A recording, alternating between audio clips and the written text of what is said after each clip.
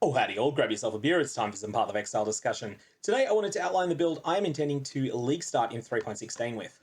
Now, this is a build that is specialised in damage projection, i.e. hitting lots and lots of monsters very, very quickly. I believe it will have S tier clear speed, so absolutely phenomenal at blitzing through maps, shooting everything and having them all pop and die as you run past. This build will kill monsters that you didn't know existed yet and slaughter packs around corners. It will pay for this power with clunky bossing, and it's also quite reliant upon a new skill for bossing. So this is an Ignite Fireball Elementalist with a side of Corpse Explosions.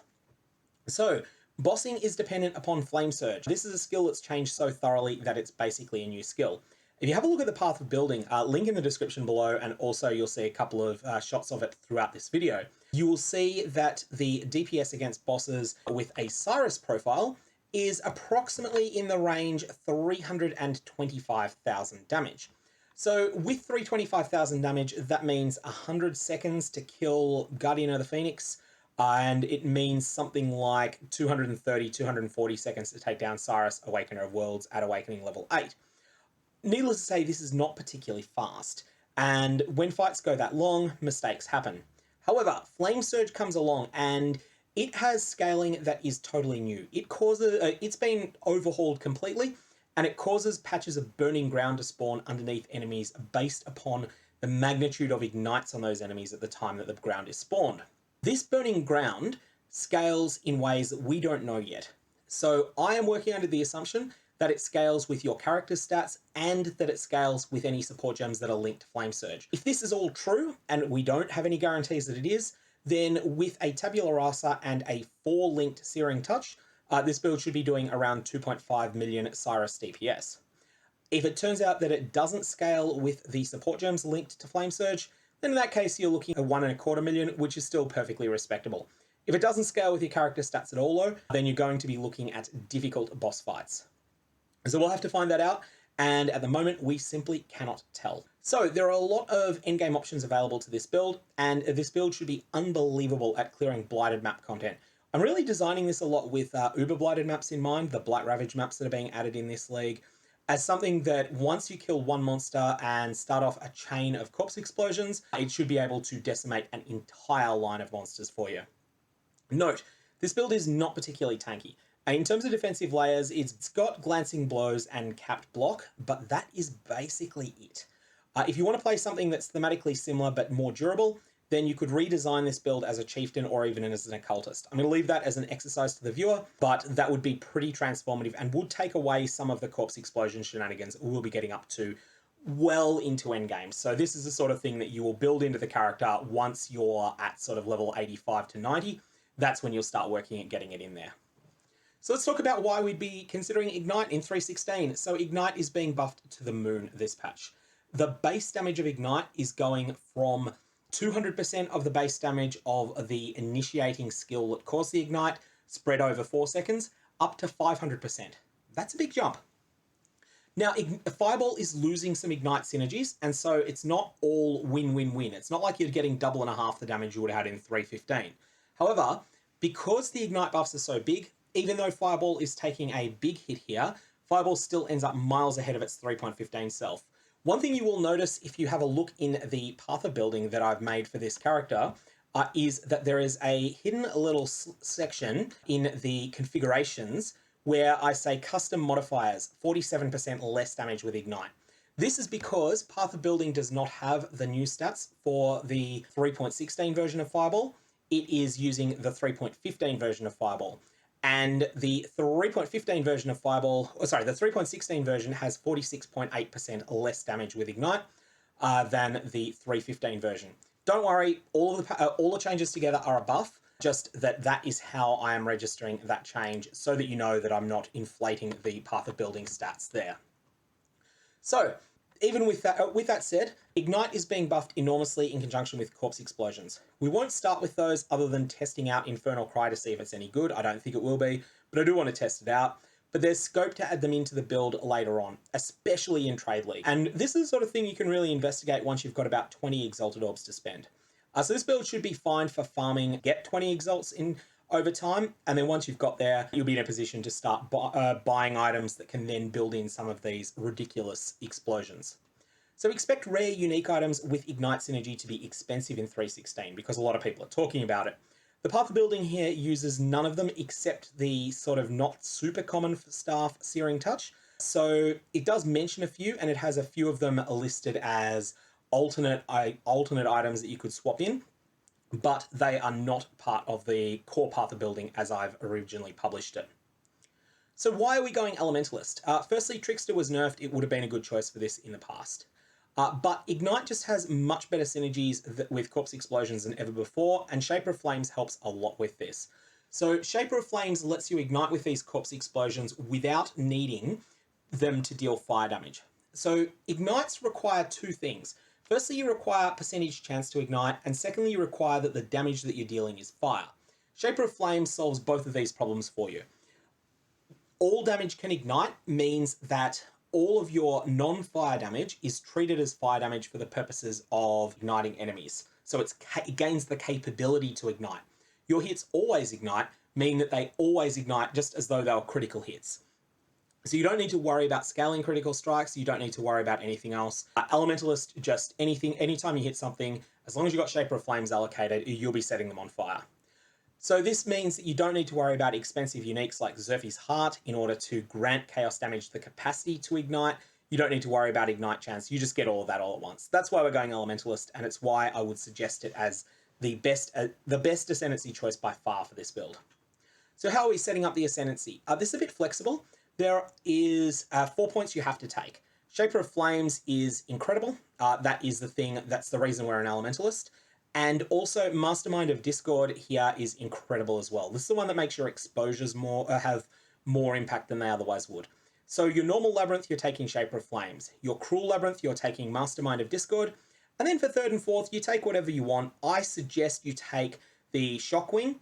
So this is there because we actually path by a bunch of sources of increased effective non-damaging ailments. So we're going to pick those up and use some moderate intensity shocks. Especially once you get your hands on the unique ring Beric's Respite, which won't be cheap, but is really good. And then ultimately, you've got the option of either Heart of Destruction, which is what I take. Note that Heart of Destruction won't show up in Path of Building, but it's an average of 15% more boss damage than you see there. Or alternately, you could conceivably take Bastion of Elements. Not bothering with the usually very popular Golem nodes, they just don't really fit the build, and I don't see much incentive to taking the Chill Wing, although you can certainly experiment with it if you like. I want to quickly talk about Vaal Fireball. When you kill monsters, Vaal Fireball charges up, and when it's charged, it lets you basically lob a fireball at everything within a screen and a half. Vaal Fireball is incredible. It fires off 30-something fireballs in a double spiral around you, and this is a huge advantage to the build. You want a Vaal Fireball as quickly as possible, even if its quality is low or zero, because during the axe in particular, there's a lot of travel that you're doing through the axe, like you're running from one side of a zone to the other. Being able to just occasionally throw a Vaal Fireball during that will kill a lot of enemies, it will get you a lot of XP, and it will also result in you occasionally hearing a nice sound from your loot filter. Vaal Fireball also gets all of the benefit from support gems that are attached to your Fireball, except for greater multiple projectiles, which really doesn't do very much for Vaal Fireball. I mean, it does technically work, it just doesn't do very much. Next mechanic we want to talk about is Proliferation. When you ignite an enemy and you have Ignite Proliferation, the enemy radiates an aura of fire, damaging all monsters within that aura. This persists even through the death of the ignited monster as long as the corpse remains intact. This build can also use many Proliferation-like mechanics, each of which has its own strengths. Fan the Flames is a Cluster Jewel exclusive notable. You are definitely going to want this, and I am using a Cluster Jewel which has that as its only relevant mod. Beric's Respite is incredible. This is a tier 1 rarity unique, so it will be expensive, and it allows you to proliferate shocks and ignites in a new way. So when you kill a shocked enemy, it inflicts an equivalent shock on each nearby enemy, and when you kill an ignited enemy, it inflicts an equivalent ignite on each nearby enemy. This used to be a much harder ring to use than it is now. The thing that's changed is that elemental equilibrium is no longer an essential part of Ignite builds, and that has made Beric's Respite much more appealing than it was before. And there's just Ignite Proliferation support. Beric's Respite, the range isn't stated on the item, but it is 23. So it is the longest reaching of any of these options. Flamesurge is next. This is a new anti-boss scaling option for Ignite specialized characters that allows medium-sized ignites to turn into big damage sources. The exact mechanics are not known yet, and my understanding is the Burning Ground scales with your character stats and Flamesurge's support gems. You'll want bosses to stand still and use Decoy Totem to this effect. And so I'm using Flamesurge linked to Concentrated Effect, Ally Focus, and Burning Damage. If it turns out that those support gems are a wrong choice, then obviously we will drop them from the roster. Your standard damage setup. So this is for trash monsters and should suffice for all save genuinely tanky rare monsters. Swift Affliction is by far the worst support gem here and easily dropped if you're playing on a 5-link.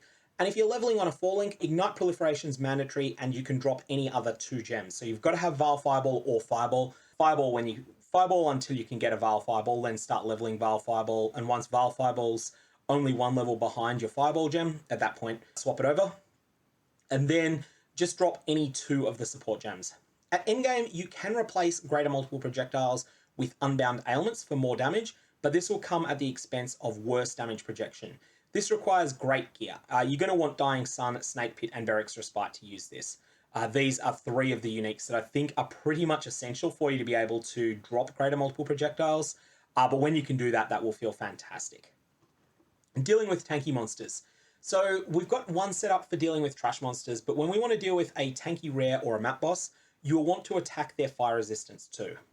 So to achieve this, we're going to use Wave of Conviction in a 4-link. Wave of Conviction inflicts a debuff that is called Exposure, and as an Elementalist, you massively buff Exposure.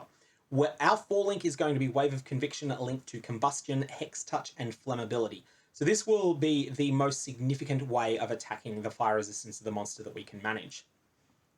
In some content, this actually may be enough to use instead of Fireball or Vaal Fireball against trash. If Wave of Conviction one-shots enemies, it is actually really, really fantastic. It won't one-shot enemies very often. Usually it just won't do enough damage because you're not scaling the damage enough. You've just got Wave of Conviction linked to Combustion.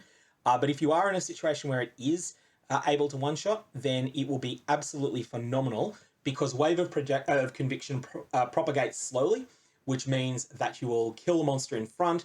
That will then spread Beric's Respite proliferations throughout the pack and hit some of them around corners.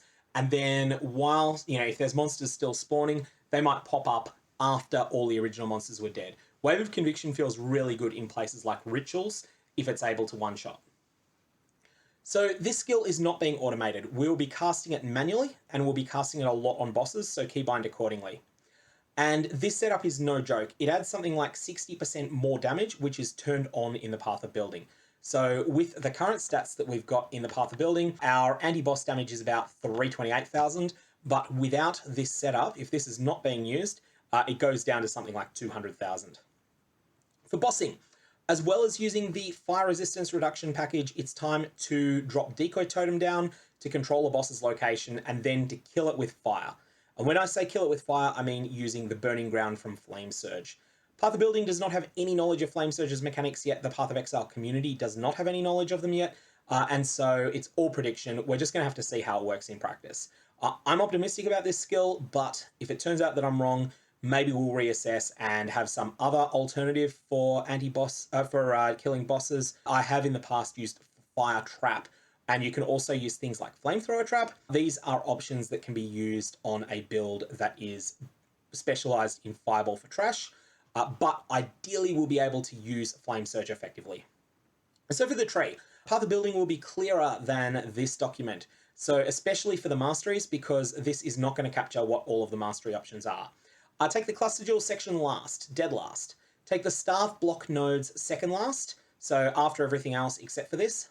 And for your fire masteries, I have picked the cover enemies in Ash retributively, 20% chance when they hit you, node down here. I am very, very unsure that this is a correct call. I want to try it. I want to see how it works in practice. If it turns out that it's terrible, as a lot of people think it will be, then we will either take that point last or scrap it entirely, or we will swap it for the 40% of physical damage converted to fire damage, which will make our Wave of Conviction slightly better. For equipment, This path of building uses early league accessible gear, Tabular, Falling Searing Touch, and Life Resist rares everywhere else. I do also have a staff that is worse than Searing Touch that is built in there as well, that is called something like Bad Staff that you can flick it over to, and you'll see the damage drops by about 20% when you do. Searing Touch is a unique item that is tier 3 rarity. This might be expensive early on. Other examples of equally rare items are Cold Iron Point and Tremorod, which can both be... I know that in Heist League, when Tremorod was popular, I paid 100 Chaos for it early in the league, so it might be expensive on day one to get a Searing Touch. Unless or until you can source it, a rare staff with some combination of percentage fire damage, flat fire damage to spells, and fire damage over time multiplier are the goal. Martyr of Innocence is best in slot for weapons. This is a very rare item, and this is a tier 1 rarity unique, which is much rarer than Chevron's Wrappings. There may be items that are technically better than Martyr of Innocence that are merit tier rares, but they might not even exist in the league. Beric's Respite is incredible for its proliferation, but again, it's a tier 1 unique and expensive. You should spend your first 5 Exalted Orbs on a Beric's Respite, assuming that it's available for 5 Exalts or less. You should spend your second 5 Exalts on buying a Martyr of Innocence, or less if you can get it for less than that. Probably after that, I would spend 5 Exalts on getting a chest piece that is 6 linked. So Path of Building contains examples of items that in week 1 might be an Exalt or 2 that are good upgrades, like Amulet with a single influence mod and things like that. For a chest piece, Impulse's Broken Heart is worth considering. I'm using Tabula Rasa in the Path of Building, but Impulse's Broken Heart is really good but expensive early. It has phenomenal synergy with Beric's Respite, especially if you can get the two together. Other good options at endgame, you could have rare items created with Awakener Orbs and these components. Shaper +1 to the level of Socketed Gems is an option, Crusader, percentage chance for physical corpse explosion, and a whole lot of other mods as well. Like, there's a lot of options there. I want to experiment with how the build feels before giving firm recommendations on late game crafts like that. If you do go the Crusader Explosions though, there's a couple of nodes you're going to want to pick up on the passive tree. Magmatic Strikes, which is a 2-point node, and Divine Fury, which is also 2 points as to where we are on the tree. These are physical additors fire damage nodes. So they will give you additional fire damage, which will help make those explosions bigger, which will scale up your damage a lot. For defense, in the belt slot, Pyroshock Clasp is hard to beat under 10 Exalted Orbs. That's a tier 2 rarity unique, same rarity as Chevron's Wrappings, so it's something that might not be super accessible, but a lot of people are going to pull them from Gwenin when they're trying to get a Headhunter, so there might be a bunch of them around. For Corpse Explosions, this is our late game option, so this is not something we're going to be doing early.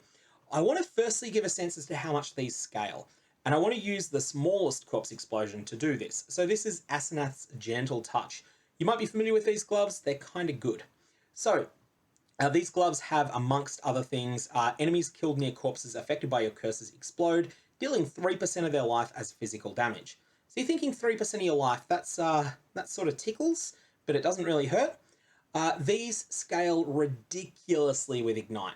So with the established tree and a 1,000,000 hit point monster, if you can pop that corpse to Asenath's Gentle Touch, so a 3% explosion, you're dealing 30,000 base physical damage, which then leads to a base Ignite of 150,000 damage spread over 4 seconds. Then times 2.49 from your fire damage over time multiplier, times 6.33 for your increased fire damage, and suddenly you're looking at over 2 million total damage. Notice that this is enough to kill the initial monster, and that's how you get Corpse Explosion Proliferation chains, where some of these monsters then explode again, and in doing so cause an ongoing cascade of explosions. This allows entire chains of monsters to wipe themselves out, as long as you can kill the first one of them. Note that Asenath's doesn't work without other support, so you're going to need +1 curse in order to make them work. So that's something that you would need to build into the build, probably by using your anointment on it. The anointment that I've used is a budget one, Ash, Frost and Storm, which I think requires only a Crimson Orb at the most expensive, Crimson Oil, so you can then upgrade that later on. There's better options than that. The top tier Corpse Explosions are Megalomaniacs with Unspeakable Gifts, which is a medium cluster jewel because it's a Megalomaniac, and as they have other good mods as well. These are probably going to be 10 Exalts or more for any Megalomaniac that's got an Ignite relevant mod plus Unspeakable Gifts. Or there's the Elevated Crusader chest piece mod. Enemies you kill have a, in this case, 33% chance to go boom, dealing a 10th of their maximum life as physical damage. These are the top tier corpse explosions. They have much higher base damage than Asenath's Gentle Touch explosions do, and as a result, they scale much higher. Okay, so mana reservations. Defensively, our options are Purity of Elements, Vitality, and Clarity. If you're going to go with the defensive option, keep your gem levels low on Vitality and Clarity. So you're not going to be able to run high levels of all of these unless you've got quite a bit of mana on gear or mana reservation efficiency. For an offensive option, Anger does the most damage, but I believe Malevolence to be the best overall package. So Malevolence will give you a little bit less damage than Anger does, but does so with the bonus of giving you considerable increased duration to your ignites, and duration is really, really useful to have. So duration doesn't show up in damage numbers, but it does sometimes make a big difference. And so I feel like Malevolence is a slightly better choice if you're going to take one of these two, but I certainly won't fault anyone that chooses Anger instead. So use one of those two offensive auras plus Vitality plus Clarity, and again, keep Vitality and Clarity fairly low. For flasks, flasks are all changing a lot in 3.16 and not everything is known. We don't yet know how hard rolling them high-end mods is going to be yet, and so there's a lot of speculation we can make. But for now, aspire to owning 3 of these unique flasks. A Dying Sun, which is the best flask for the build, Taste of Hate, Rumi's Concoction, or Cinder Swallow Urn, the life recovery version, plus a life flask and a mana flask. You can also experiment with the Quicksilver flask, and you can also experiment with other utility flasks. I won't fault any sort of setup that you'll have for your flasks. I think that everything needs to be worked out again when it comes to flasks. So much has changed since 3.15, and so much more changed in 3.15 that we're going into this totally blank on background knowledge, and it's just going to be a case of trying things out, working out what works and what doesn't. So to finish up, let's give a link to the Path of Building Pastebin, which is also listed down below. Also, you can download this presentation from my blog, sirgog.com. This Path of Building might have mistakes. I am human after all. It will require Path of Building Community Fork version 2.10.0 or newer. So if you're using an older version of POB Community Fork, you will need to update it, which is pretty easy to do. Check back for updates. I will be giving updates on how the build is going, especially once we learn more about how Flamesurge works. And an important note, spell block is currently erroneous in Path of Building at the time that I'm recording this video.